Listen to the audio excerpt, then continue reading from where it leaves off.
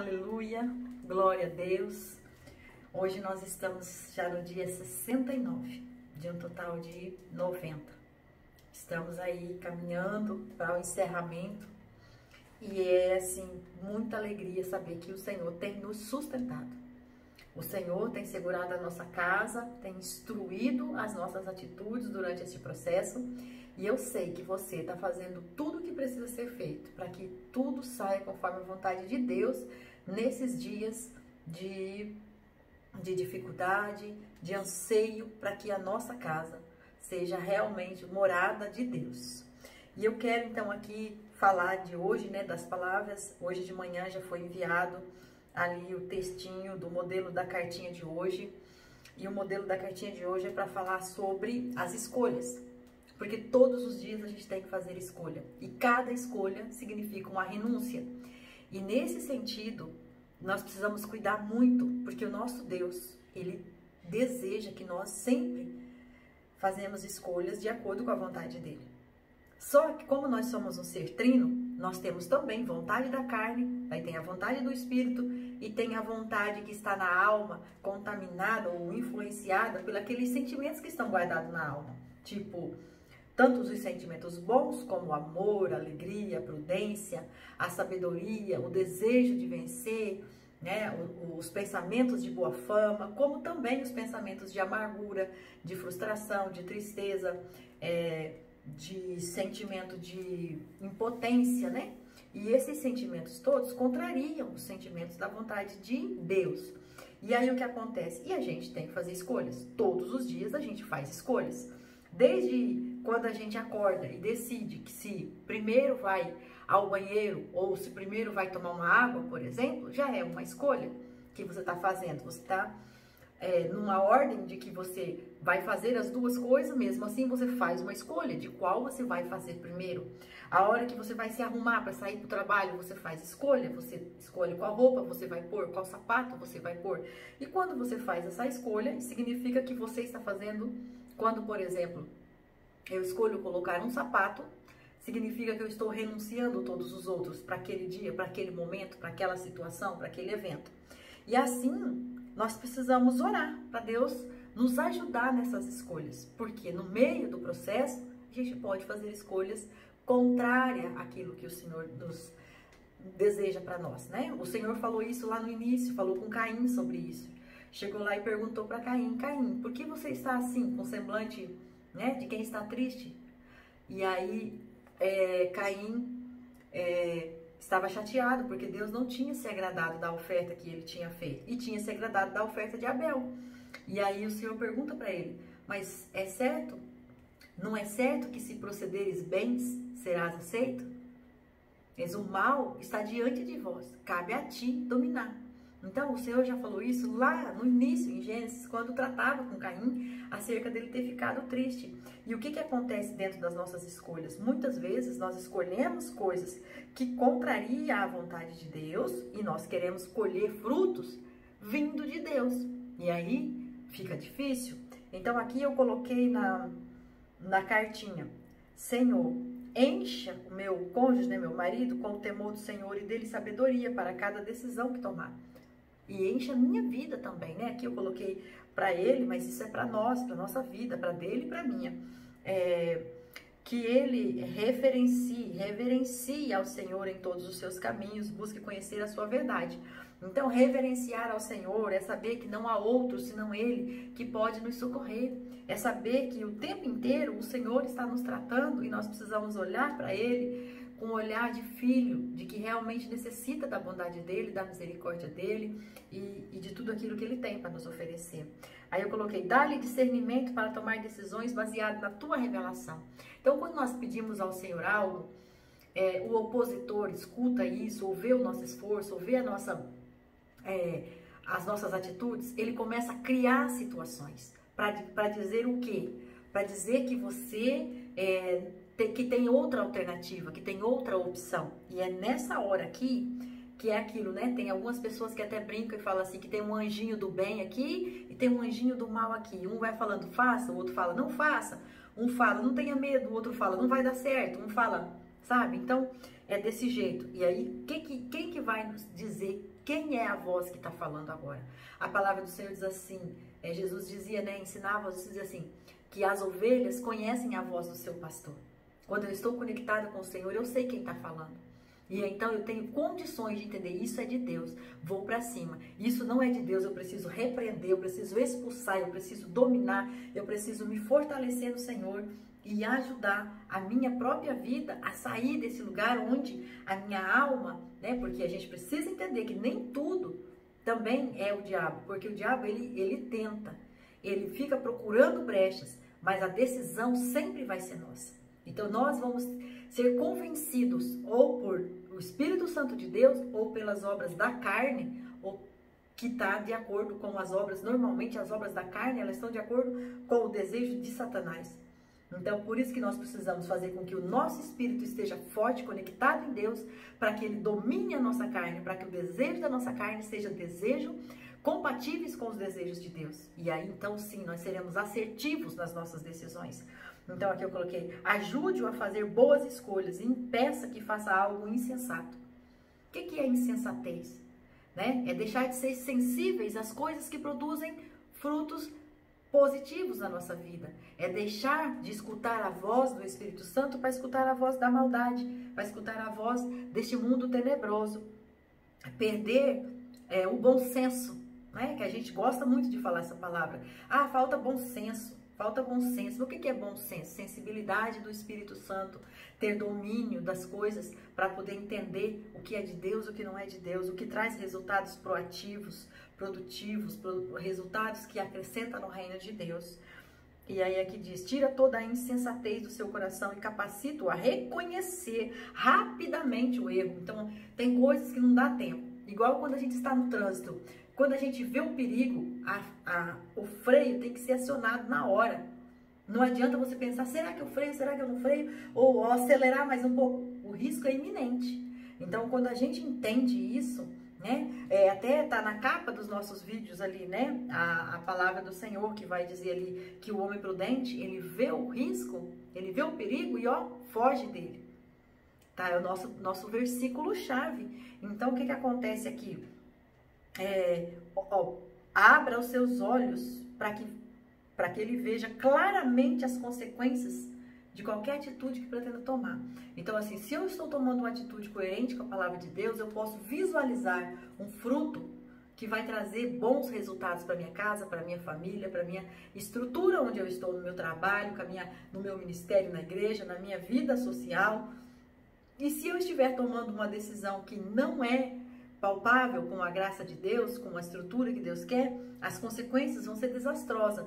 E quando o Senhor traz essa revelação para nós e nós estamos sensíveis, imediatamente a gente consegue dizer, não, eu renuncio isso, eu abro mão disso, eu vou orar mais, eu vou jejuar mais, eu vou me humilhar mais diante da presença de Deus e eu quero restaurar o que está quebrado em mim, que está me levando a pensar numas coisas tão difíceis, tão fora da vontade de Deus desse jeito. E aí vem lá, oro para que ele ouça os conselhos piedosos e não os recuse a aprender. Então, assim, quantas vezes as pessoas vêm falar com a gente, eu quero... E você fala assim, não quero ouvir sobre isso. Chega, acabou pra mim, não vou falar mais desse assunto. Mas é um assunto que te fere, que te magoa, que te maltrata, que judia de você. E aí, o que acontece? Se você não abrir o teu coração para ouvir esse conselho, o próprio Deus pode descer e falar, porque ele diz, eis que estou à porta e bato. Se abrir, entrarei e cearei contigo. E se não abrir? Deus não vai estourar a porta, não vai invadir a porta. Então, precisa abrir o coração. E nesse sentido, nós estamos aqui intercedendo pela nossa vida, pela vida do nosso cônjuge, que o nosso coração sejam sensíveis, né? O meu e o dele, estejam sensíveis a ouvir a voz de Deus, o seu e o do seu cônjuge, esteja sensível a ouvir a voz de Deus acerca das decisões que precisam ser tomadas. Dá-lhe força para rejeitar o conselho dos ímpios. E olha só, e ouça o conselho do Senhor acima de todos. Então, o conselho do ímpio é aquele conselho rápido, aquele conselho que vem, abandona mesmo. Você merece ser feliz. Tem coisa melhor para você. Outros, a fila anda, tal. Você não merece passar por isso. Essa frase, você não merece passar por isso, ela gera um conforto naquele momento, mas é a mesma frase que pode te levar para um destino totalmente fora da vontade de Deus. Nós merecemos muitas coisas. Nós merecemos muitas coisas, porque somos falhos, somos pecadores, somos contaminados pelas influências do mal. Quem não merece nada era Jesus Cristo, e mesmo assim ele passou por todo aquele sofrimento por amor a nós. Então agora o que nós estamos passando não se compara ao preço que o Senhor já pagou pelas nossas vidas para que nós fôssemos geração eleita, sacerdócio real, povo escolhido, como diz a sua palavra. Ele já pagou o preço. Então agora o que nós precisamos é nos submeter à obediência, a ouvir a voz de Deus. E sim, se tivermos que passar por humilhação, por rejeição, por desgaste, temos que passar fortalecidos no Senhor, como diz a palavra.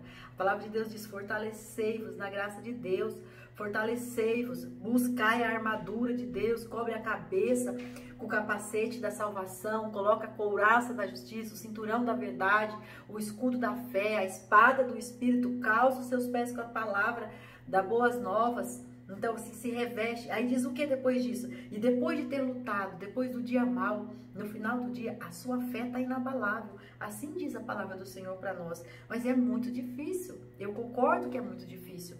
Mas nós precisamos crer. Nós precisamos olhar além da circunstância. Nós precisamos olhar o que Deus está falando no mais profundo da nossa alma acerca disso que nós estamos fazendo. O que nós estamos fazendo? O que nós estamos fazendo agora? Nós estamos aí, ó, hoje é o dia 69, né? Nós estamos todos esses dias aqui orando, clamando a Deus pela restauração da nossa casa, pela conversão do coração do nosso esposo ao nosso coração, do nosso coração ao coração do nosso esposo, pela que a nossa estrutura familiar seja uma estrutura adequada aos padrões de Deus. Nós estamos fazendo isso e nós precisamos passar por aquilo que o Senhor quer que nós sejamos aprovados.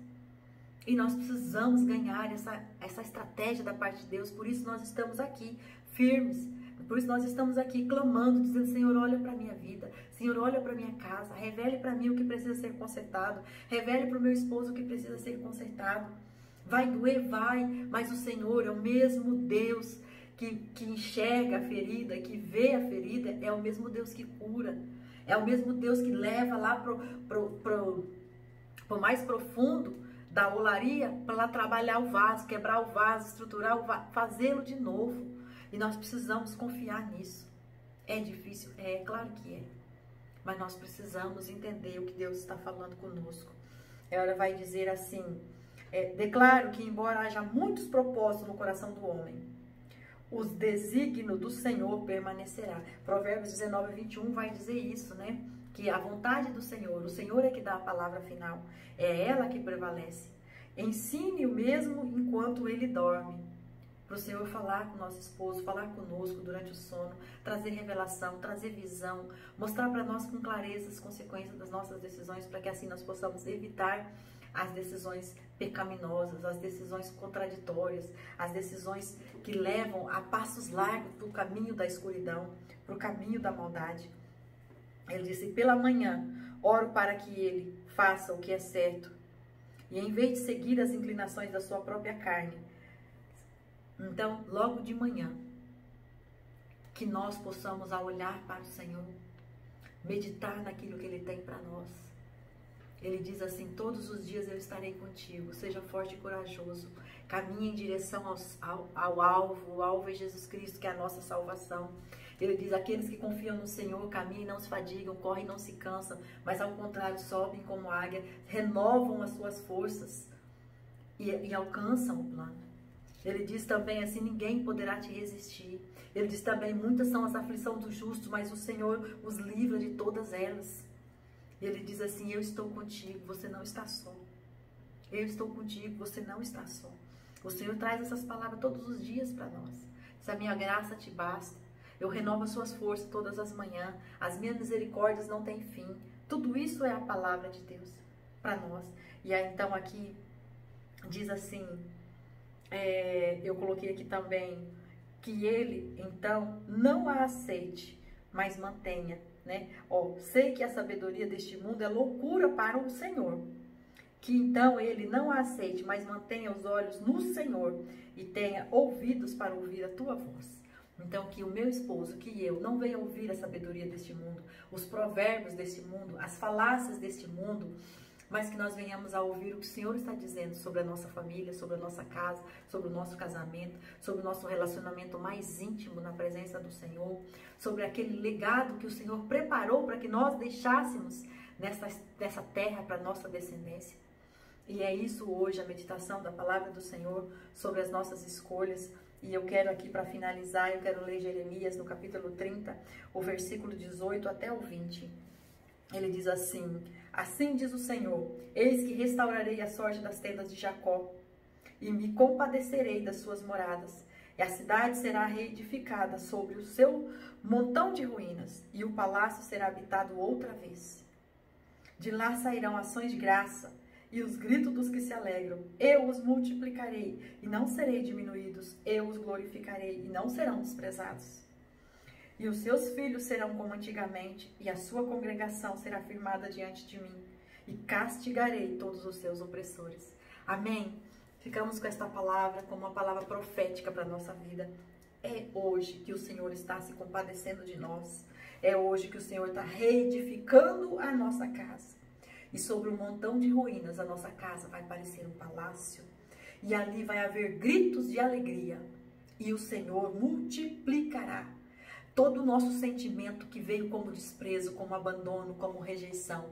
Todo esse sentimento vai cair por terra e vai nascer um sentimento de amor, de cuidado, de respeito, de que nós somos amadas, filhas e filhos do Pai, e que os nossos filhos, como antigamente, eram tratados com amor, com respeito, com exposição de fotografias, com demonstração de alegria, de prazer em estar em casa, de prazer em cear à mesa junto com tua família, de trazer convidados para tua casa, porque tua casa era linda, cheirosa, limpa, caprichosa, cheia de harmonia, exalando o bom perfume de Cristo, que tudo isso vai voltar de novo. Que aquela alegria que excede todo o entendimento, aquela paz que ultrapassa os limites daqueles que não estão conectados com Deus, venha a ser o fluir da minha casa, da sua casa, para a glória do nome dele. Porque aqui o Senhor está dizendo, a sua congregação será firmada diante de mim. É diante do Senhor que nós fazemos esse propósito e dizemos, Senhor, vem de encontro com a minha casa. Lá no início desse propósito nós dizíamos, Senhor, eu não quero ser simplesmente uma esposa, eu quero ser a esposa, eu quero ser a alma gêmea do meu esposo, eu quero essa conexão de entendimento, essa junção de coração. Por isso, Pai, no nome de Jesus, fortalece o meu coração, unifica o meu coração com o coração do meu esposo, Pai, para que seja um só pensamento, uma só vontade. A tua palavra diz que nós nos tornamos uma só carne naquele dia que o Senhor estava lá e que o Senhor colocou as nossas alianças como a aliança do Senhor. É isso, Senhor Deus, que eu quero diante de Ti. O Senhor conhece a intimidade do meu coração, conhece a intimidade do coração do meu esposo e sabe o que falta, e sabe o que está faltando ali. E agora o Senhor tem toda a liberdade de agir em nós para que o nosso coração seja juntado, unificado, tenha um só propósito, um só direcionamento, uma só vontade diante de Ti. E que assim os nossos filhos possam ver no Senhor a firmeza, o que é uma casa ser construída na rocha, que passa o vento, que passa a tempestade, mas ela não cai, ela não se desmonta, porque há um que sustenta. E esse é o nosso Deus. Esse é o nosso Deus, aquele que prometeu, que disse que faria, que disse que nos chamou pelo nome, que disse tu és meu, que disse tu és meu. O nosso Deus está dizendo hoje, a tua casa, a tua família me pertence. E vocês são povo escolhido, ele diz, não tenha medo, porque eu os remi, porque eu chamei pelo nome, você é meu, e quando passa pelas águas, você não vai se afogar, quando passar pelo fogo, você não vai se queimar, mas você vai ser povo escolhido, chamado, porque eu te resgatei com propósito, porque eu te disse, não tenha medo, porque eu estou contigo, e a tua descendência eu ajuntarei a tua descendência. Esta é a palavra do Senhor para nós nesta oportunidade, que o Senhor possa cada dia mais nos alimentar nas nossas escolhas. E nunca, Senhor, no nome de Jesus, venha, Senhor Deus, encher o nosso coração da Tua presença, para que as escolhas que nós fizemos sejam pautadas na Tua vontade. para que as escolhas que nós fizemos sejam escolhas onde o Senhor possa avalizar e botar para correr todo o opositor, como o Senhor disse aqui em Jeremias, no capítulo 30, onde o Senhor disse ali que vai castigar o nosso opositor, que vai repreendê-lo, que vai colocá-lo para bem longe de nós, para que a glória do Senhor possa prevalecer e permanecer na nossa casa para a glória do teu nome, que é digno de toda a honra, de toda a glória e de todo o louvor. Amém?